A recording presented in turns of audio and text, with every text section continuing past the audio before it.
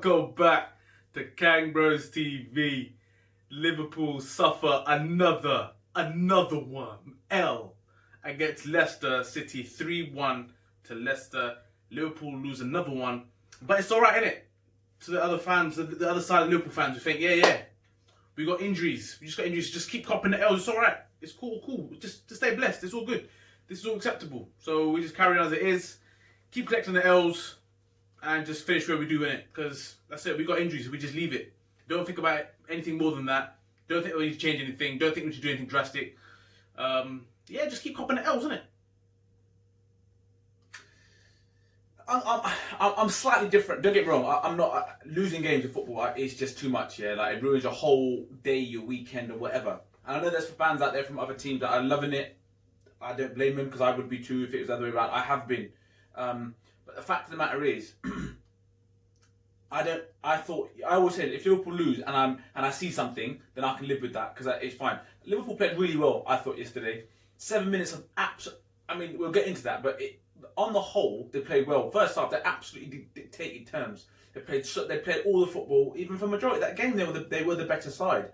But the one thing that I think that was evident to me anyway was the lack of quality in the final third. I just felt like the only one time we showed quality was when it was that bit of genius from Bobby and an unbelievable finish. Other than that, the delivery into the box across the lack quality. There's a lot of sideways passes, and I felt there's one time in the second half in particular when Robertson was making a break down the left side. And over the last 3 years, I've seen him.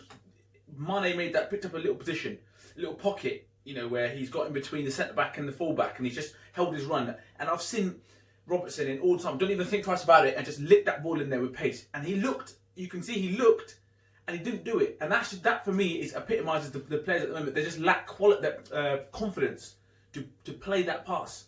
They don't even trust themselves at the moment to complete those passes.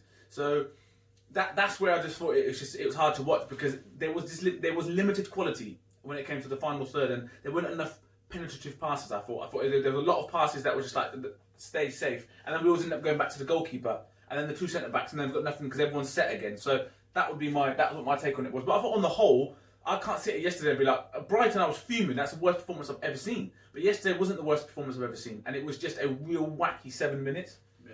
I wouldn't say it was a very good performance. That you said it was good. I thought it was a much more improved. Much more improved, and like you said, they dictated the game and they didn't give Leicester much. Like even the one that people talk about Vardy hitting the crossbar, I think if you go back, I think it may have been offside, right?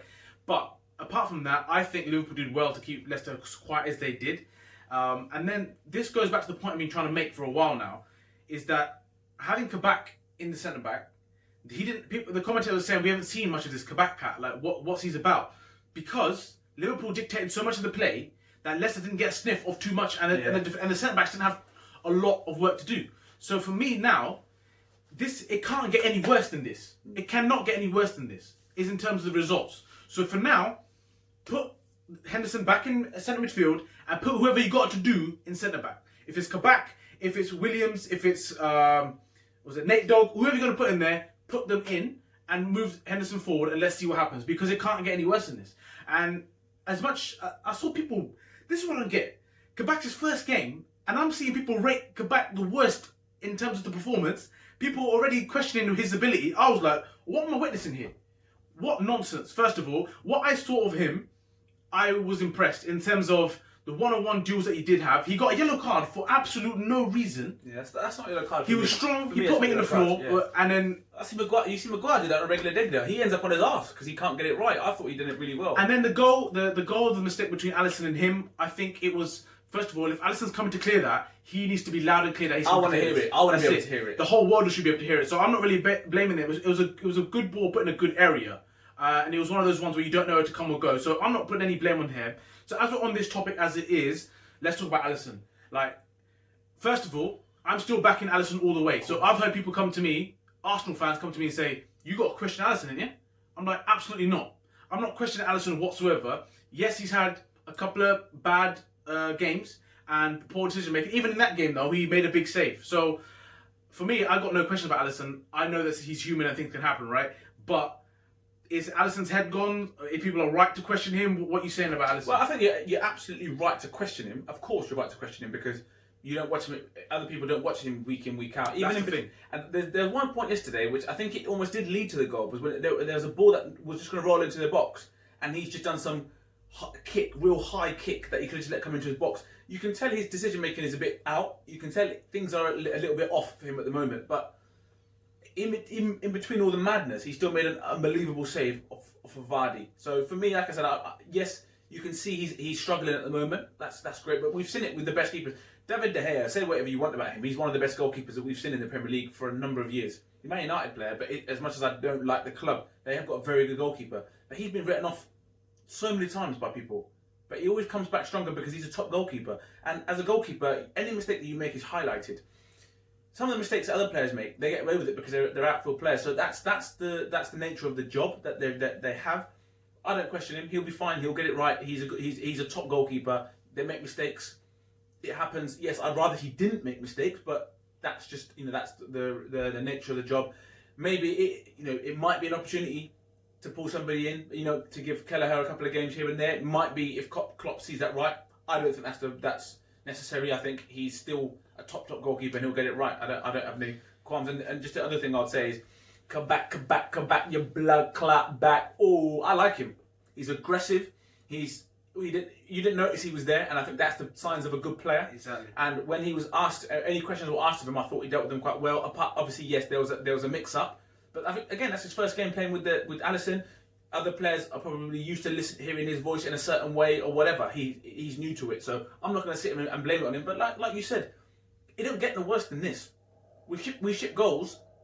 We play really well and ship goals. We play poorly and we ship goals. So it don't get no worse. It can only be an improvement. So I think it needs to go back to the like Brendan days. We just outscored the team.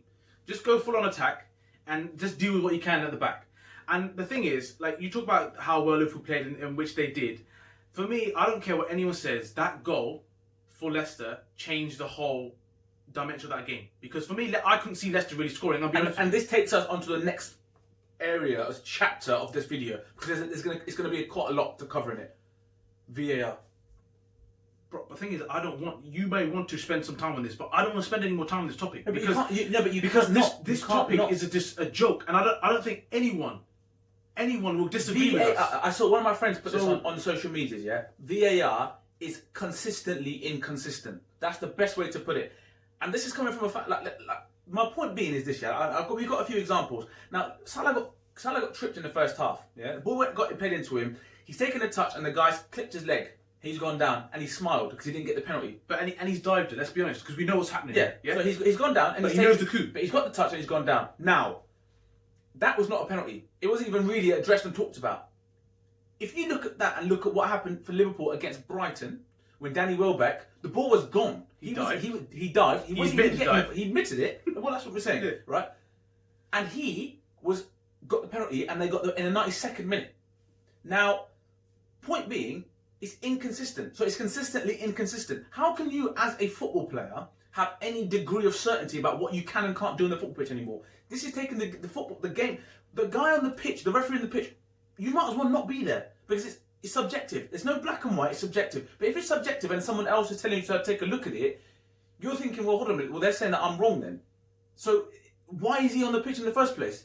He should not be on the pitch. Because if that's not a foul, and some other referee deemed the Liverpool one a foul against Brighton, and that's cost us, we've lost the game. Well, we drew the game, which we dropped 2 points. The other one, for me, is the goal that led to the Alisson mistake. The ball's come to Sadio Mane. The guy's got 2 arms on his back and pushed him, and he's fell. Now, for me, I can't for the life of me understand how that's not a foul. He's got 2 arms on his back and he's pushed him, and they've gone on. And then there's been a turn of play. Ball's gone over the top, mistake, goal.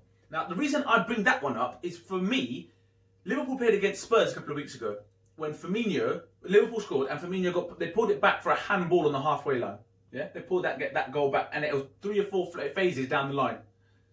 But they pulled it back to disallow Liverpool's goal because they felt Firmino handballed it. Now, that again was a subjective decision. And we accepted it. We had to. You had no choice. Dyer has got his arms all over him, and they did no foul. But yet this isn't even brought up again. He's got 2 arms in the back, and Johnny Evans has pushed him. You can, even if you watch the replays back, you can see his head joke. You don't expect it. He never expected it. So if that's at no point have they gone back to look at that. So this is not my point. I'm not sitting there saying, oh my god, the only reason we've losing these games is because of decisions like that. But my point being, VAR is killing the game of football because it's consistently inconsistent. It's subjective. If it's subjective, then why the hell have we got referees? There's no need for them to be there, because if the guy in VAR doesn't agree with that person, then that person has to change his decision. Or if that person thinks that you've missed something, then you have to change your decision because they're telling you. Then why is he there? He might as well not be there. Mate, like I said about this topic, you can carry on. We can literally carry on. Like Firmino. So for me, like I said, the first goal changed the whole game because I couldn't see Leicester scoring. To be honest with you, it was gone 70 odd minutes and I couldn't see Leicester scoring. Right. So the Firmino so-called foot is keeping one side. What's the difference? Once again, like my brother's saying, is between Mane being offside against Everton. It's no difference whatsoever. It's literally, for me, I genuinely believe this. I just think that people got something against Liverpool. I do believe that. I think some of these VR decisions, you think, you know what? So first of all, the right decision was given. They disallowed the goal, and I was thinking, yeah, fair play. He's definitely interfered with play, and he's in line of Alisson's view. I thought, yeah, okay, they've cancelled it. Suddenly, next thing you know, mate goes, you know what? No. We'll say Bobby's foot is keeping him on side. And that goal literally changed, put the whole game in his head. And then you have the Mane foul. If people think we're making excuses, whatnot, just go back, just type in on Twitter, go see Mane's foul, and it's a foul. It's not even like debatable. It's not like someone's going to say to you, you know what, it might not be a foul. It's a foul. So once again, VAR hasn't gone back to that, allowed the goal. So that's what I'm saying. Like my brother's saying, it's inconsistent. And I just literally feel like someone's got something against Liverpool and think, you know what, let's just keep plowing into them. Because it just don't make any sense. You can keep going, and so I don't know about having a vendetta. But that's how I feel. Yeah, I know Liverpool fans would feel. I'm not even saying that because I don't necessarily think it's just us. I know that we've had a lot of decisions as Liverpool fans. We watch these games. There's a lot of decisions that I feel that doesn't make any sense. Like, again, the examples that we just pulled up, the Everton, the goal that we disallowed, that's 3 points then gone. Game against Brighton, that's 3 points then that we had gone. Right, that both those games end up as draws. So that's 2 games where we've had points taken away, right? Then you're looking at that other one, that not interfering and then giving it for the foot. Then you're talking about a foul that against Spurs. Yes, we ended up winning that game, but still, at that point, it could have gone either way. So what I'm saying is, VAR is not improving the game. It's not improving the game at the moment because we're now playing FIFA or we're playing Pro Evo because it's not decisions being made out there. If the VAR is being used, they need to use it as a review system where you decide if you want to review it or not. If that's the case, then people are going to be a lot more picky about what's being reviewed and what's not being reviewed. Because at the moment, these VAR decisions, the way that the game's being ruined, when the fans are in the building, yeah, these VAR decisions, imagine those VAR decisions get announced when there's fans in the ground. Shit is going to hit the fan. That's half the reason why I think maybe now they're thinking, you know what? Run it. Just run it into the ground and make all the mistakes you want because we'll get away with it until the fans come back. I've always said this ain't going to change unless there's consequences. And these referees get away with dumb decisions willy-nilly. No, but why are they there? What's the point of them being there? Because they don't officiate the game. They get cussed by players left, right, and centre. You're getting commentators apologising and saying, "Oh, sorry if you heard any crude language or whatever." Well, then just take them away because their decisions don't matter. They make the wrong decisions, and it's some other next Brer, some next Don sitting in a caravan somewhere out of the way, making his decisions. So then why are they there? To ruin the games. Literally just there to fit, just because they need to be there amongst on the pitch. That's all it is. They don't actually add any. And like you say, the offside for me, it's offside. I can look back at it now and they keep bringing back. There's a player's foot. The lines that are drawn. I'm looking at it thinking, where do you decide where to put that line? Because at the moment that doesn't make no sense to me. When the ball's played, I'm not seeing the exact energy, the same energy and lines being drawn for when the contact is made with the ball, with the foot that they do with the other side of it. I just think there's just so many grey areas. It's inconsistent. You've got to scrap it. Also, when you, as a footballer, as a defender, yeah, when you're man marking someone and you're trying to play it offside, are you looking at mate's foot? Not even. No way. You're trying to stay here, say, I'm trying to keep this mate offside. You're not going to be looking at where your foot's going to be placed. You ain't got time to be looking at someone's foot to see if you're offside or not.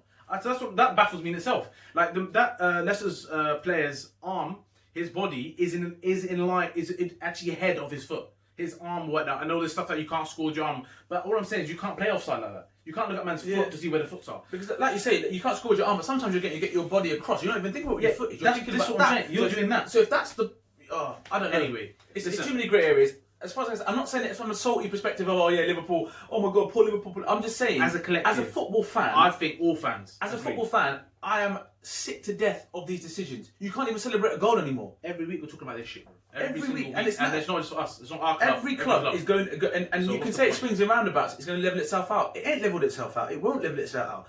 I'm talking about Man United against Brighton. The game was finished. The referee blew the full-time whistle. They've then come back because the decision got checked by VAR. If the full-time whistle's gone, as far as I'm concerned, the game's done. In cricket, if you walk off the pitch, you're out because you've left the pitch. So, do you know what I mean? It's like, we'll just see how we get on with it. They've changed Man City against Villa. They've changed the rule now because they made a mistake on VAR. So what is it that you guys are doing? Anyway, that's my rant on VAR. It's a shambles. It's a disgrace. As I said, I didn't even want to spend time on the topic, but okay. But it needs to be addressed because this game is full of it. As we talk about the goal, let's talk about the third goal, right? So, Harvey Barnes, great finish, took the goal. He played really well. Took the goal well. And I'm hearing people about Thiago's out of place. I'm hearing Trent's out of place. Hello, bruv. The mistake was from Mo Salah, who passed it to Mans. I don't know what he was doing. No, he had no pressure. He just gave the ball in a shit pass. I don't see no one digging him out on that goal. That was solely his mistake. You got to look at it like this from this perspective, right? If you're Thiago, if you're Trent, you're losing the game. We've got the ball. He needs to be on his bike because if he's not there, that's when he's getting cussed. When he's not there. So in that position, the ball's been the transition of the pass. Thiago's looking to be an option because right, okay, we need to get on the ball. What can I do? So I'm thinking, how are we going to score? We're chasing the game. That pass, there's no pressure. There's no pressure on him whatsoever. It's a shambles. It's a terrible, terrible pass. And I'm hearing people having a go at Thiago and Trent. I can listen. Trent's having a stinker at the time, as it is. Thiago's not exactly setting the world alight in this game for a start. That's not their fault. That's not their fault. That's a shit pass. No pressure on him. He had so many red shirts, and he's passed it to them. One pass, and they've scored. Everyone's like, "Oh, that's too easy." Well, that's what you're chasing the game. Those players that you're trying to dig out, they're trying to affect the game that way because that's the whole point of what you're trying to do at the moment. So I'm sorry, I hate that. Like, if you got to call it how it is. Don't pick on an easy target. Yes, everyone loves Salah. Yes, he pulls in numbers. I get that, but sometimes you can't blame other people just because he's messed up. It is what it is. Now me reaching out to the other side of the fan base who disagree with us, thinking that we overreact on these videos just for the sake of it, and who think that we just ignore the fact that we got injuries and all that. We say this all the time. We accept we got injuries. We accept that we ain't going to win the league. We accept that we ain't going to hit the heights of last year and the year before possibly. But what are you doing as a team to make what you have work? What are you doing? Is it something you're doing every week to change something? Okay. Now let me give examples. Which really baffled me. First of all, what is the point of Liverpool having corners? Right about now, what is the point? If you're a Liverpool fan, you don't get what I mean just by that sentence, then you're deluded again. Once again, if we have not got the players that we got, make sure that when you get a corner, you're doing something different. That's an opportunity for you to score a goal. If you can't score it, do what you normally do, and the normal way you can't play, if you get a corner, you best be working on something in the training in the week to say, if we get a corner, we're trying something different. When I see a corner for Liverpool, how are you man's feeling? I'm not even boosted for 1 second because I know what's going to come. Absolutely nothing, bruv. We lose every single corner in the air. Just because Van Dijk's not there, we ain't got some height. But I don't see man's fighting for it. I don't see us getting anywhere near a corner. I don't get excited when we get a corner. So that's what I'm saying. That what are you doing outside of your norm to win this game? I don't get it. And the other one, we talked about Johnny Evans. The guy can walk. He couldn't walk. He's 38 and he can't walk. So he's old and he can't walk. Not once did I see anything different. Not once did I say that they want to play out. They're going to play out from the back regardless. At what point were you going to say, right, do you know what? Let him have the ball. Make sure he's free, yeah? The rest of them, they can't make a touch. Then they have to play out through him. Not once did I see anything different. Johnny Evans managed to run that injury off. He managed to run it off and not be challenged once. That's what I'm saying, where I'm looking at it thinking, they're out of ideas. Yes, okay, they might be out on their feet, they might be... But what I'm saying is, that for me, if you got like a Luis Suarez there, he is like, you know when he's like a vulture. Get me? You know when he can see a prey or something like a little injured satin, he's like, you know what? It's go time. This is where we go to work. Costa, if Costa had seen something like that, Costa would have done it to Evans' life. Costa would have kicked him even while he was still, on moping about and that. What I'm saying is, it's things like that where I look at it and I think, that's where, like you say, something different's got to happen. The corners, it's the same. It's same. We lose them, and I'm more concerned about getting hit on the counter nowadays for corners because we're never going to win the first ball. But then the short corners, they're shambles as well. They end up with our goalkeeper. Try something different. Try a little passing. One go, let's him go for his legs, go on the edge of the box, get a shot off. Something. Just show me something. And to all the fans who disagree with us, that's all I'm trying to say. Are you telling me that you see something different in this team, that they're trying to do something and work with what they've got? They're not. Everything, like you said, is just laboured. It's side to side. And we're just trying to hope that what we normally do will pay off. We hope that Salah may do something magical. We hope Mane might do something magical. That time when Evans was there, I was waiting. I was thinking, they're not that dumb. I thought, you're talking at high level now. All international football players. Everyone can see, the whole world can see Evans is limping. We're going to put someone on him now, or whatever you said, let him have it, or do something different to let's make them use him. Make them use him. Exactly. Nothing happened. Absolutely nothing happened. So once again, I'm not. And then we can go on to the whole Klopp topic because where his head's at and all that. We can talk that just right at the end there, but. Quickly before I'm going to touch on some of the performances, right? So there were a lot of average performances. Even though the team played okay, there was a lot of average performances. And one person I'm going to dig out on is Thiago. The reason why I'm going to dig him out is because and him, we always say, biggest fans, he is possibly too good for this team sometimes the way he thinks. Because when he does pass, when he does these things, you're thinking, mate, people are not on his level. But this game, oh my gosh, that was his worst performance in Liverpool shirt. He couldn't even get into this game at any stage of this game. He was getting smashed. He couldn't get a single pass going, and that was baffling me. If you can't even get the simple things right, what you are known for, mate. So I want to just put that out there, Thiago, because a lot of people are saying that he's not right for our system. When I see shit like that, then I'm thinking, mate, these lot are having a field day with people who think that he's not good for us or not in our system because he was a shambles. And always chasing. That's what you see Thiago doing these days. And then the foul he gives away, which is a foul. It's just because he's always chasing, and it doesn't suit. And the other thing is, Spurs got tucked, right?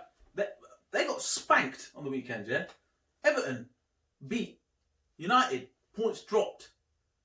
It don't matter. It does not matter because we're so bad at the moment. And this is like I'm saying. Listen, I'm a Liverpool fan. I'm always going to be a Liverpool fan. Whether it hurts, whether we get relegated twice, 3 times, I'm still going to support my team. I'm always going to support Liverpool. I want them to win. But I also have to call it how I see it. I cannot see how we're going to win a game at the moment. I can't. Even when they scored that unbelievable goal, I said, I'm not sure I can see how we're going to win this game. Because I just felt, it just felt like something was, we were never really just filled with that confidence where I just felt, I just wasn't getting it. At the moment, I don't know how we're going to win a game of football. Well, that's the thing though. Even when you've got to, even when it's gone to 1-1, what are you doing to then address the situation that we don't lose this game? That's what I'm saying. If you need to flip shit up, if you need to go full on defensive, if you need to go 11 men behind the ball, 10 men behind the ball, just get over because you can't continuously keep losing. At least get a draw of it. Yeah. That's what I'm saying. Especially when it's a team in and around you. And that's what, exactly. And when you talk about people like Rafa Benitez and you talk about these other managers or Mourinho, they would just switch it up because they need to. Yeah. And they think, you know what, we need to take this point now. We can't see us winning this game. And this is what Klopp's team's not doing. Yeah. And I say Klopp's team. I'm not saying Klopp. And now, as we're on the topic of Klopp, listen, the man's mum's passed away. There's much bigger things than football, right? So when I say Klopp's team, you need to step up. And that's what disappointed me the most is that this team, Liverpool team, did not look like to me that they were playing for Klopp, that they wanted to win this game. When Liverpool scored the first goal, did you see Klopp's celebration? He looked up into the heavens, literally screamed. It was a release. Emotion, yeah. It was release for him. So, for me, the players should be ashamed of themselves because I didn't see 9 out of 10 performances. Yes, you said the game was okay, but if I look at the individual performances, do you see 9 out of 10 performances? Maybe Henderson, because he was throwing some through balls, he did everything, he tried, he came forward. Apart from Henderson, I couldn't see any number 9 out of 10 performances. I agree. I think Robertson's huffed and puffed, but even he wasn't at his like his best. 100%. I'll let you try to talk of that. For me, they didn't play for the manager. At the moment, some of these players, I don't think that they're even playing for the shirt. I think it's a given that they've got the shirt, and that's my problem because they know that for example, the forwards, they're gonna be like, what, Origi? I dare you put him in over me. So sometimes I almost feel like I'm gonna play. I've won everything there is to win. When Jota comes back, yes, it might be different, and hopefully it will be different. And hopefully when Kabak your blood clot back is playing more regularly and we give Ben Davies a go, that might mean, okay, Fabinho's back and we can go into midfield and that means someone's got to give way. Hold on a minute, has anyone seen Naby Keita? Has anybody seen Naby Keita? I beg you tell me where Naby Keita is. I beg you. I haven't even heard his name, cuz. Leipzig are skinning right now. They knew this. They knew this. That reminds me. They knew this, bro. That reminds me. We talk about teams on top and how you stay on top. Yeah? Upamecano, Bayern Munich, done. They just won 6 trophies. They've won every trophy they've entered. Done. 39.5 million. Done. That's how it's done. That's how top teams. They get the top. They don't keep their Rigis.